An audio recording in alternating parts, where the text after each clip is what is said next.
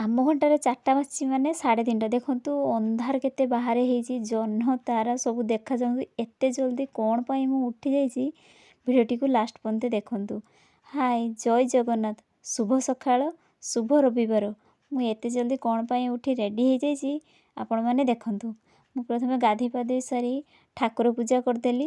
ଏତେ ଜଲ୍ଦି ଠାକୁର ପୂଜା କ'ଣ ପାଇଁ କଲି ଆପଣମାନେ ନିହାତି ଦେଖନ୍ତୁ ଭିଡ଼ିଓଟିକୁ। ଦେଖନ୍ତୁ ଆମେ ବାହାରି ଆସିଲୁ ଆମ ସେଇ ଜାଗାକୁ।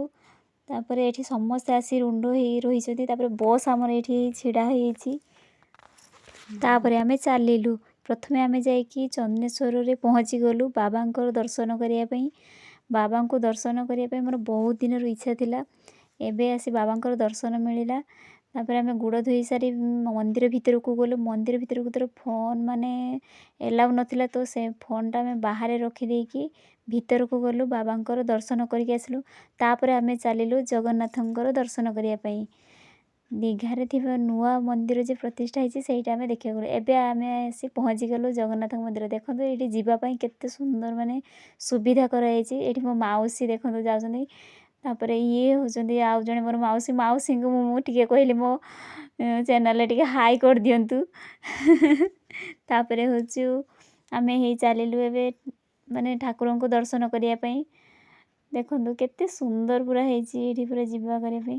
ତାପରେ ଏଠି ଆମର ପୁରା ଚେକିଂ ହେଲା, ପର୍ସ ମୋବାଇଲ ସବୁକିଛି ଇଏ ହେଇସାରିଲା ପରେ ସେଠି ଆମେ ଛିଡ଼ା ହେଇଥିଲୁ। ସମସ୍ତେ ଆସି ସମସ୍ତଙ୍କର ଭଲ ଭାବରେ ଚେକିଂ କରାହେଲା। ତାପରେ ଯାଇ ଆମେ ମନ୍ଦିର ଭିତରକୁ ପ୍ରବେଶ କଲୁ, ଏଣ୍ଟ୍ରି କଲୁ। ଦେଖନ୍ତୁ ଏ ମନ୍ଦିର ଭିତରେ ପୁରା କେତେ ସୁନ୍ଦର ହେଇଛି, ପୁରା ତାଙ୍କ ମାନେ ତିଆରି ହେଇଛି। ପୁରା ଜାଗାଟା ପୁରା ବହୁତ ସୁନ୍ଦର। ଫାଇନାଲି ଆମେ ଆସି ମନ୍ଦିର ଭିତରେ ପହଞ୍ଚିଗଲୁ। ପୁରା ପାଖରେ ଆସିକି ପୁରା ପହଞ୍ଚିଗଲୁ ମନ୍ଦିର ପାଖରେ, ପୁରା ଭିତରେ ବେଢ଼ା ଭିତରେ। ପ୍ରଥମେ ଯାଇ ଅରୁଣ ସ୍ତମ୍ଭକୁ ମୁଁ ଜୁହାର ହେଲି। ତାପରେ ମନ୍ଦିର ଭିତରକୁ ତ ଫୋନ୍ ଏଲାଉ ନଥିଲା। ମନ୍ଦିରର ଠାକୁରଙ୍କୁ ଦର୍ଶନ କରି ଆସିଲା ପରେ ତାପରେ ବାହାରେ ଦେଖନ୍ତୁ ମନ୍ଦିରଟି ମୁଁ ଆପଣଙ୍କୁ ଦେଖାଉଛି କେତେ ସୁନ୍ଦର ଦେଖାଯାଉଛି। ପୁରା ବହୁତ ସୁନ୍ଦର ହେଇଛି ମନ୍ଦିରଟି ତିଆରି ହେଇଛି। ଆପଣମାନେ ବି ଏଠି ଆସନ୍ତୁ, ଦେଖନ୍ତୁ କେତେ ସୁନ୍ଦର ତିଆରି ହେଇଛି। ପୁରା ବହୁତ ସୁନ୍ଦର ଭାବରେ ପୁରା ତିଆରି ହେଇଛି। ଲୋକମାନେ ବହୁତ ଲୋକ ବି ଏଠାକୁ ଆସିଛନ୍ତି ବୁଲିବା ପାଇଁ, ଦେଖିବା ପାଇଁ ବି ଆସିଛନ୍ତି। ତାପରେ ସେଠି କିଛି ଫଟୋ ଉଠାଇଥିଲି। ତାପରେ ସେଠି ଫଟୋ ଉଠାଇ ସାରି ଦେଖନ୍ତୁ ଏଠି ମନ୍ଦିର ଠାକୁର ଦର୍ଶନ କରି ଆସିକି ପୁରା ଥକାରେ ପୁରା ବସି ପଡ଼ିଛନ୍ତି। ମୋ ମାଉସୀ, ମୋ ମାଇଁ ସମସ୍ତେ ପୁରା ଠାକୁରଙ୍କୁ ଦର୍ଶନ କରି ଆସି ବସିଛନ୍ତି ପୁରା ଥକାରେ। ତାପରେ ଆମେ ଠାକୁର ଦର୍ଶନ କରିସାରିକି ପଳେଇ ଆସିଲୁ। ରାସ୍ତାରେ ଆମେ ହିଁ ଏବେ ଚାଲିଛୁ। ଦେଖନ୍ତୁ ମୋ ମାଉସୀ କେମିତି ଡ୍ୟାନ୍ସ କରୁଛନ୍ତି। ମାଉସୀ ପୁରା ଫୁଲ୍ ମସ୍ତିରେ ଅଛନ୍ତି। ମୋ ମାଇଁ, ମାଉସୀ ଦେଖନ୍ତୁ କେମିତି ଡ୍ୟାନ୍ସ କରୁଛନ୍ତି। ସେ ବହୁତ ସୁନ୍ଦର। ମୋର ଶାଶୁ ମା ମାନେ କେତେ ସୁନ୍ଦର ସବୁ ଡ୍ୟାନ୍ସ କରୁଛନ୍ତି। ତାପରେ ଆମେ ଫାଇନାଲି ଆସି ବିଚ୍ ପାଖରେ ପହଞ୍ଚିଗଲୁ। ବିଚ୍ର ଭ୍ୟୁ ବହୁତ ସୁନ୍ଦର। ସେଠି ଆସି ସମସ୍ତେ ପୁରା ଭଲ ଭାବରେ ପୁରା ଫୁଲ୍ ଏନ୍ଜୟ କଲୁ, ଫଟୋ ଉଠାଇଲୁ। ବହୁତ ସୁନ୍ଦର ଲାଗୁଥିଲା। ପୁରା ପାଣିକି ମାନେ ଛାଡ଼ିକି ଆସିବା ପାଇଁ ଇଚ୍ଛା ହେଉନଥିଲା।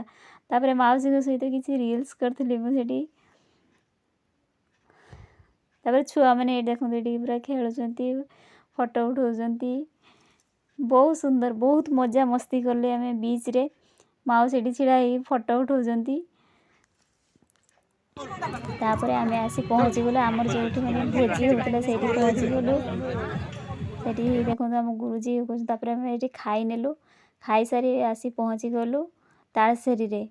ତାଳସାରୀରେ ସେମିତି କିଛି ନାହିଁ, ଖାଲି ବିଚ୍ ଟିକେ ଅଛି, ସମୁଦ୍ର ଆଉ ନଦୀ ସେଠି ମାନେ ମିଶିଛନ୍ତି।